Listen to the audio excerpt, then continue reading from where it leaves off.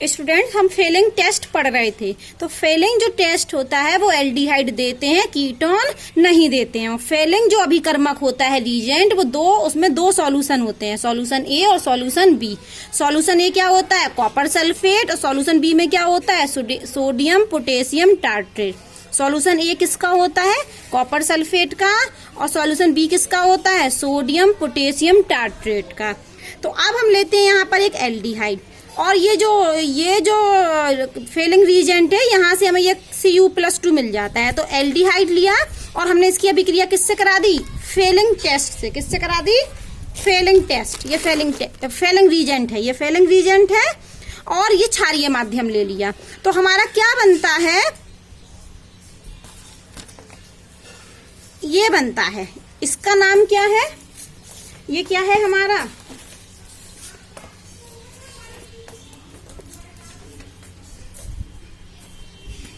ये बनता है हमारा क्यूप्रस ऑक्साइड। ठीक है, यहां पर इसमें Cu+ रहता है, तो ये हमारा क्या होता है? क्यूप्रस ऑक्साइड बनता है। और यहां जब हम इसको लेते हैं तो ये कॉपर सल्फेट का जो कलर होता है वो ब्लू कलर होता है। कॉपर पर जब +2 होते हैं तो ब्लू कलर होता है कॉपर सल्फेट का। तो जब हम एल्डिहाइड की अभिक्रिया फेलिंग अभिकर्मक से कराते हैं क्षारीय माध्यम में, तो क्या बनता है? क्यूप्रिक ऑक्साइड बनता है, और इसका कलर होता है रेडिश ब्राउन, मतलब रेड कलर का होता है, रेडिश ब्राउन। तो क्या होगा कि यदि ये दिया गया यदि एल्डिहाइड हुआ तो हमारा जब हम फेलिंग टेस्ट लगाएंगे तो क्या बन जाएगा? लाल कलर हो जाएगा। तो लाल कलर हो गया तो इससे हम समझ जाएंगे एल्डिहाइड है, और नहीं हुआ लाल कलर तो इसका मतलब एल्डिहाइड नहीं है। तो ये होता है फेलिंग टेस्ट। अब हमें पढ़ना है, हम पढ़ क्या रहे थे? हम पढ़ रहे थे एल्डिहाइड और कीटोन में विभेद करने वाले टेस्ट। एल्डिहाइड और कीटोन में विभेद करने वाले टेस्ट। तो एक तो हम कर सकते टॉलन परीक्षण से, एल्डिहाइड देता है, कीटोन नहीं देता है। ठीक है, इसमें क्या होगा? एल्डिहाइड में सिल्वर मिरर बन जाएगा, सिल्वर दर्पण बन जाएगा, जबकि कीटोन में सिल्वर दर्पण नहीं बनेगा। तो हम एल्डिहाइड और कीटोन को विभेद कर लेंगे टॉलन परीक्षण के द्वारा। दूसरा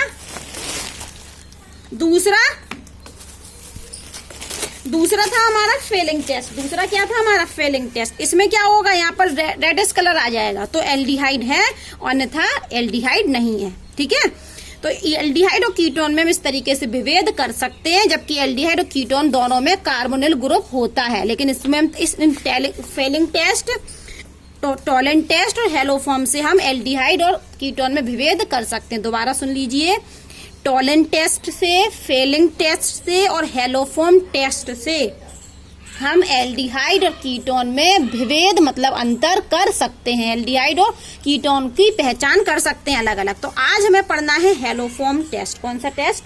हेलोफॉर्म टेस्ट। तो हेलोफॉर्म में हम क्या करते हैं?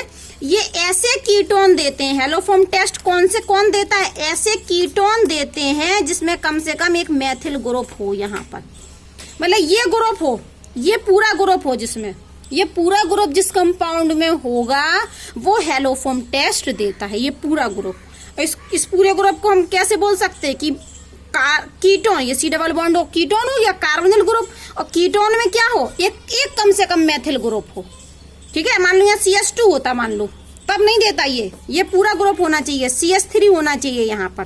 ठीक है, तो ये पूरा ग्रुप जिस कंपाउंड में भी होगा वो हेलोफॉर्म टेस्ट देते हैं।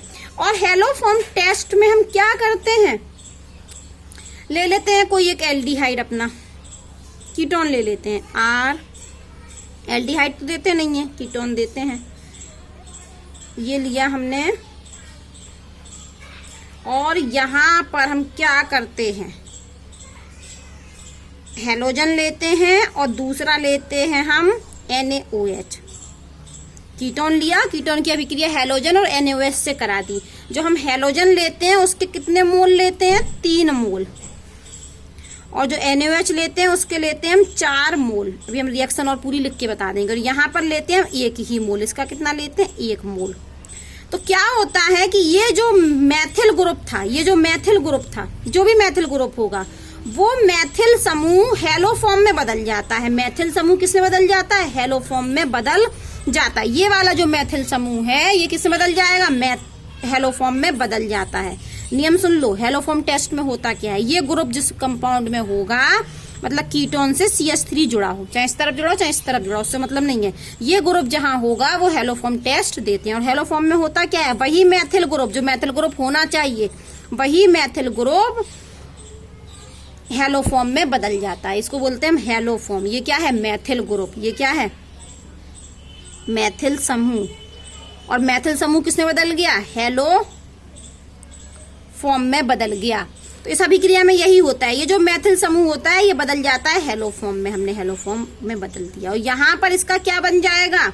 सोडियम लवण। इस कार्बोक्सिल इस लवण इसका क्या बन जाएगा? कार्बोक्सिलिक अम्ल में सोडियम लवण बन जाएगा। ये RC डबल बॉन्ड O और ONA, ये हमारा साल्ट बन जाएगा। ठीक है, ये अभिक्रिया होती है हेलो फॉर्म अभिक्रिया। अब ये देखो कैसे, ये आयोडो फॉर्म में ज्यादा फेमस है। अगर हम यहाँ पर लेंगे Br तो ये क्या बनेगा? ये बनता ना CHX3। तो थोड़ा यहाँ समझो, थोड़ा ये बना अपना। तो अगर ये हुआ Br तो ये क्या हुआ? Bromo form. ये जो हेलो फॉर्म बनते हैं, तो हेलो फॉर्म कैसे बन सकते हैं? मान लो CH Br2 बन सकता है, तो ये क्या हुआ हमारा? Bromo form. ठीक है, अगर ये CHCl3 हुआ तो ये क्या हुआ? क्लोरोफॉर्म। इसका नाम क्या हुआ? क्लोरोफॉर्म। और अगर ये CHI3 हुआ तो ये क्या हुआ? आयोडोफॉर्म। क्या हुआ? आयोडोफॉर्म। तो इन दोनों में तो कोई कलर नहीं होता है, लेकिन जो आयोडोफॉर्म होता है वो येलो कलर का होता है। ये किस कलर का होता है? Yellow colour.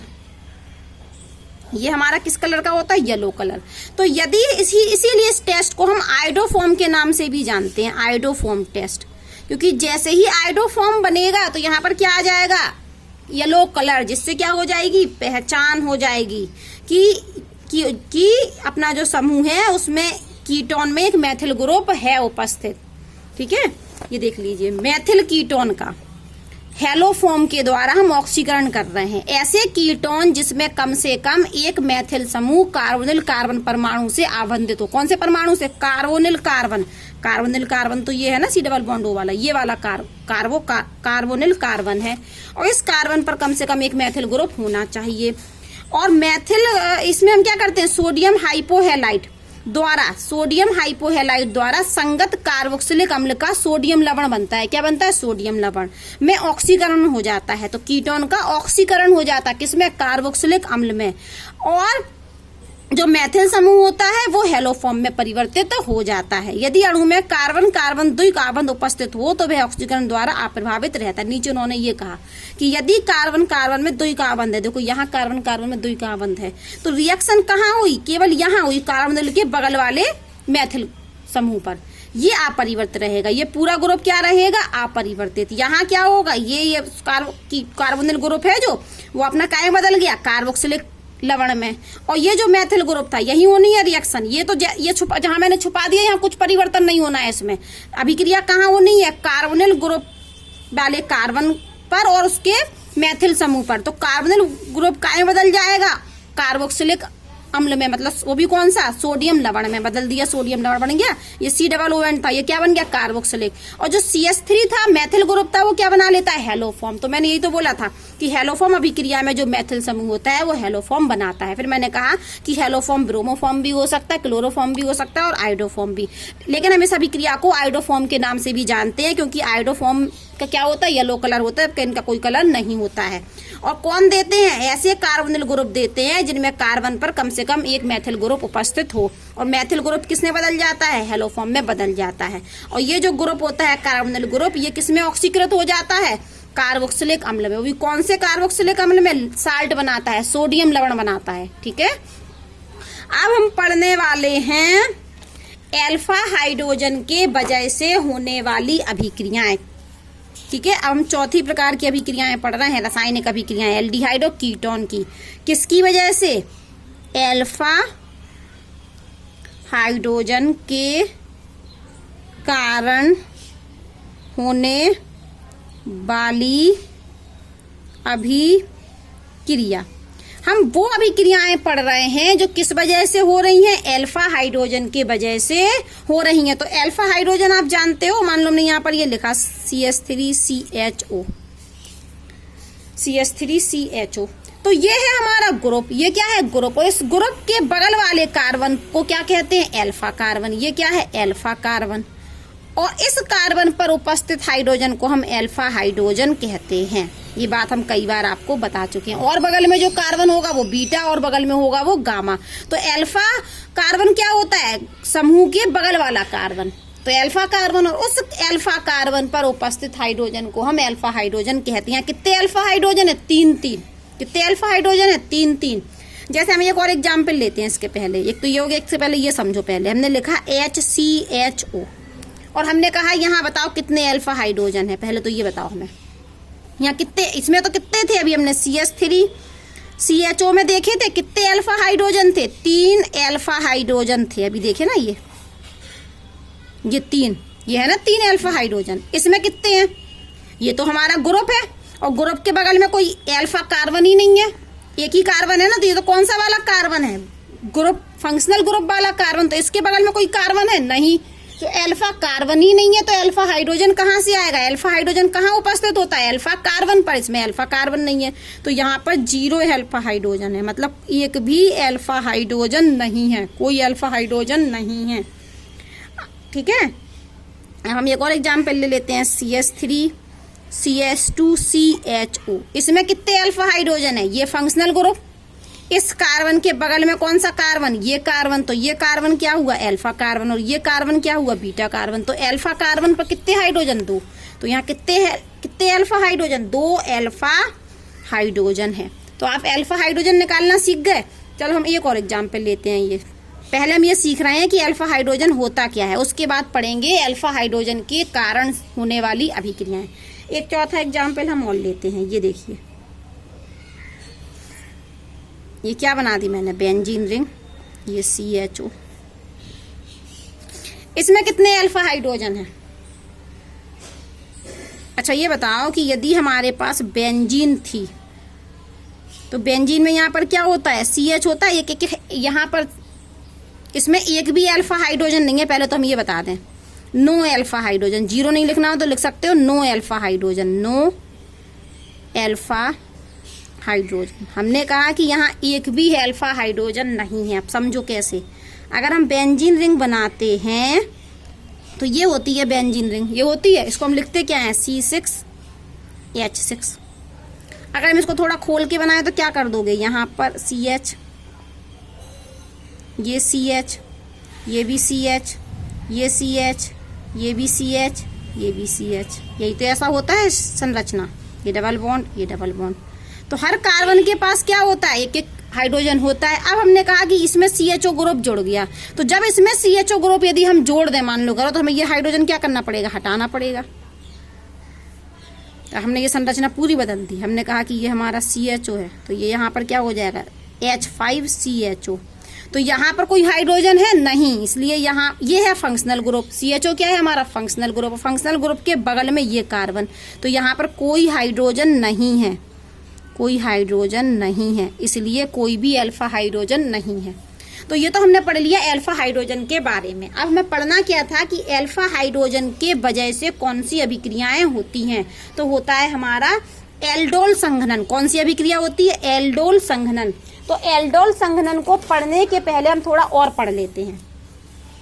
चलो यहीं से पढ़ लेते हैं, क्या पढ़ रहा है हम, एल्डोल संघनन।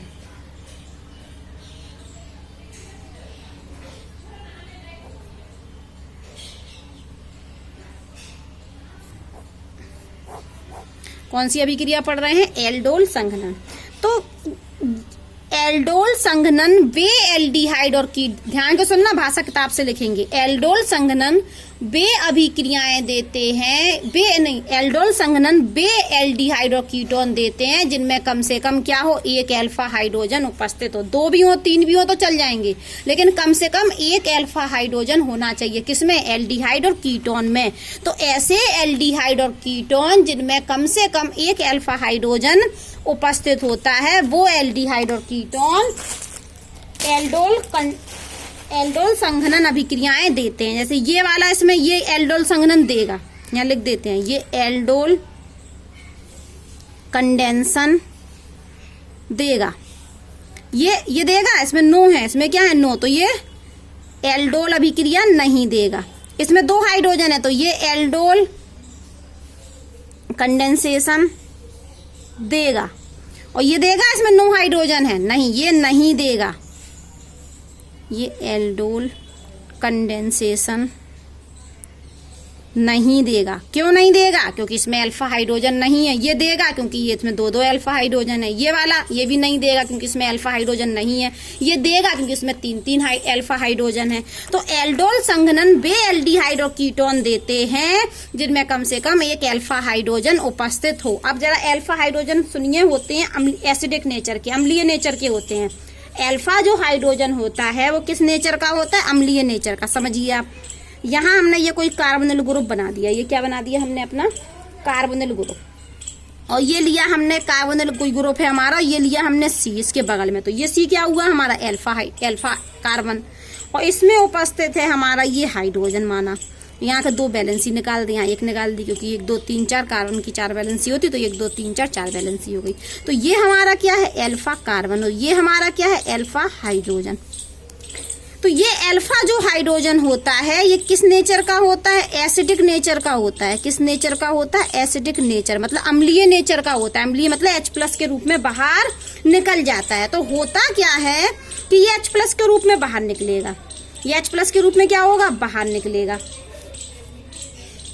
जब कोई यहाँ पर रिएक्शन करा देते हैं हम कि यहाँ पर कोई बेस आया, ये तो हमने नेचर लिख दिया कि अम्लीय नेचर का होता है। बेस आया तो बेस ने हमें क्या दिया?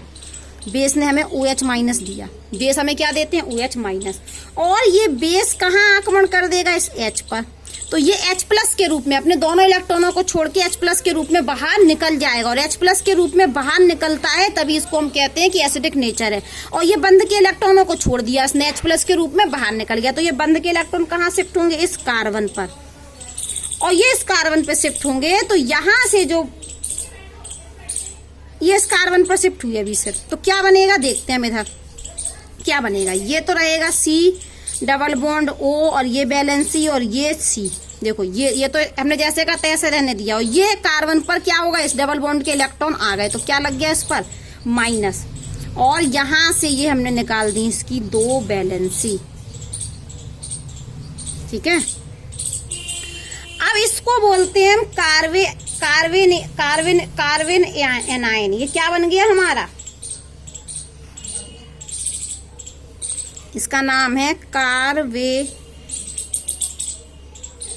आयन। ठीक है, ऋण वाला कार्बे आयन होता है और वो क्या होते हैं हमारे? कार्बोनियम आयन होते हैं धनायन वाले। अब क्या होगा? अब रिएक्शन बताइए। ये वाला जो ऋण वाले जो इलेक्ट्रॉन है वो यहाँ शिफ्ट होंगे, तो ये कहाँ शिफ्ट होंगे? अनुनाद की वजह से उधर। तो अब क्या बनेगा? अब बनेगा हमारा CI। यहाँ जैसी शिफ्ट हुई है तो यहाँ इन कार्बन के बीच में क्या लग गया? Double bond. और ये यहाँ पर जो डबल बॉन्ड था ये बदल गया सिंगल में और ऊपर आ गया माइनस। तो ये हम क्या बना रहे हैं? ये अनुनाद संरचनाएं बना रहे हैं हम। ये क्या बना रहे हैं? अनुनाद संरचना। किताब में देखिए ये क्यों हुआ? ये इसलिए हुआ कि ये जो अल्फा हाइड्रोजन होता है ये अम्लीय नेचर का होता है। किस नेचर का? अम्लीय नेचर का। और जैसे ही कोई बेस आया तो बेस ने इस पर अटैक किया और ये H+ के रूप में बाहर निकल गया और ये बंद के इलेक्ट्रॉन इस कार्बन पर आ गए। तो ये यहाँ पर C पर आ गया माइनस। इसको हम कार्बे आयन कहते हैं। क्या कहते हैं? कार्बे आयन। अब क्या हुआ? ये वाले जो इलेक्ट्रॉन थे वो यहाँ शिफ्ट हो गए, तो ये डबल बॉन्ड के इलेक्ट्रॉन पाई इलेक्ट्रॉन यहाँ शिफ्ट हो गए और ये संरचना बन गई। तो ये अनुनाद प्रभाव है। और ये होते हैं स्टेबल। ये कैसे होता है? ये होता है स्टेबल। क्यों स्टेबल होते हैं? अनुनाद द्वारा स्थायित्व प्रदान करते हैं। आप पढ़ लीजिए, कार्बोनिल यौगिक में अल्फा हाइड्रोजन परमाणु की क्या होती है? परमाणु में अल्फा हाइड्रोजन में अम्लता प्रदर्शित करते हैं। क्यों? क्योंकि जो अपना ये होता है ना कार्बोनिल समूह, ये इलेक्ट्रॉनों को खींचने वाला होता है। और इसको स्थायित्व कौन प्रदान करता है? स्थायित्व कौन प्रदान करता है इसको?